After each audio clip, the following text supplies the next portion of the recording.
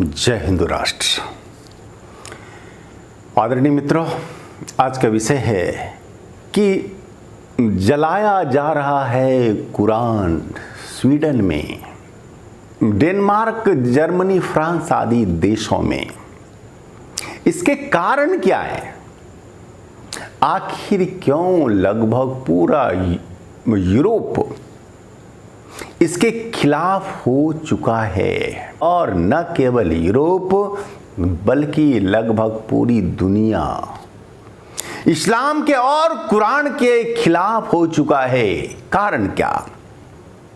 आखिर ऐसी कौन सी बात है कुरान में कि लोगों को वह नागवार लगती है?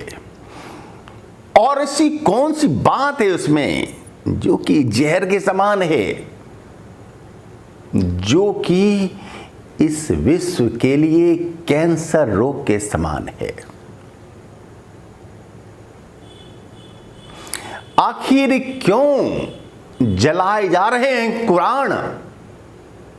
और इस वजह से ही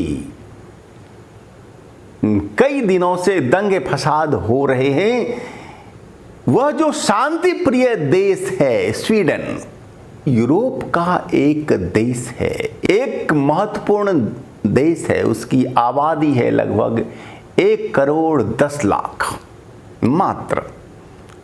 अपने भारत के तो एक महानगर के बराबर उसकी आबादी है।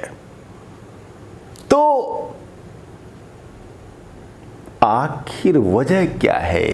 एक शांति प्रिय देश अचानक से जलने लगा है। दोस्तों, मैं स्वामी धर्मदास उदासीन धर्मोद में आप सबका स्वागत करता हूं। और अब हमें यहाँ है समझना कि ऐसी कौन सी बात है, क्यों आखिर दंगे फसाद हो रहे हैं, क्यों जलाया जा रहा है कुरान। दोस्तों, जहां तक कि सवाल है कि कारण क्या, तो आपको तो होगा ही पता है कि जो 26 आयतें हैं जो कि आतंकवाद की जड़ हैं, जिन्हें हटाने के लिए वसीम रिजवी उर्फ जितेंद्र नारायण सिंह त्यागी जी ने एक रिट याचिका, लोकहित याचिका सुप्रीम कोर्ट में दायर की थी। वो 26 आयतें जो आतंकवाद की जननी हैं, जो भी व्यक्ति ठीक से देख पढ़ समझ लेता है और फॉलो करता है मोहम्मद और कुरान को, वह आतंकवादी हो जाता है, प्रत्यक्ष या परोक्ष रूप से। आज पूरा यूरोप, लगभग अमेरिका, ऑस्ट्रेलिया, सभी देश, चीन आदि देश इस्लाम के हो चुके हैं खिलाफ। अब लोग समझने लगे हैं कि क्या है इस किताब में, इस आसमानी किताब में क्या है। और एक अध्ययन के मुताबिक 7% मुसलमान होते हैं आतंकवाद के समर्थक। एक ऐसा अध्ययन हुआ है जिसमें बताया गया कि 7% मुसलमान आतंकवाद के समर्थक होते हैं।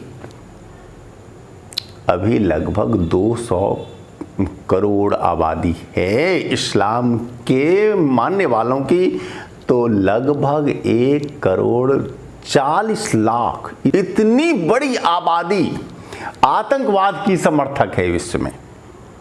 सोचिए, जितनी आबादी है स्वीडन की, उससे कहीं ज्यादा आतंकवाद के समर्थक हैं इस दुनिया में। ये एक बहुत ही गंभीर विषय है, गंभीर सवाल है विश्व के लिए, मानवीय सभ्यता के लिए। और अब संक्षेप में समझें कि इसके उपाय क्या हो सकते हैं। आखिर हम आतंकवाद से कैसे हो सकते हैं मुक्त? देखिए, इसके लिए तो सबसे जो पहली सलाह है कि चीन जैसी आक्रामक नीति, चीन जैसी हार्ड नीति का पालन होगा करना हमारी सरकारों को। दूसरी बात कि जो ये कुरान और हदीसों की शिक्षा दी जाती है जो स्कूलों में, जिन मदरसों में, उन सब को बंद कर देना चाहिए। जब तक शिक्षा देना नहीं होगा बंद, तब तक ये आतंकवादी सोच पे भी विराम लग नहीं सकता है। और अंत में हम अपने मुसलमान भाइयों से कहना चाहते हैं कि बंधु, बिना कुरान हदीस को माने समझे भी, बिना सुन्नत के भी, बिना मोहम्मद को जीवन में फॉलो किए भी एक अच्छा जीवन है। हम इन अंधविश्वासों में क्यों पड़ते हैं? अब समय बदल रहा है, वक्त बदल रहा है, विज्ञान का यह जमाना है। थोड़ा सा तो दिमाग लगाओ, तर्क करो और अंधविश्वासों से ऊपर उठो। जीवन अपने ढंग से जियो। दूसरे के द्वारा थोपी गई मान्यता के आधार पर अपने जीवन को जीना बेवकूफ़ी है। धन्यवाद।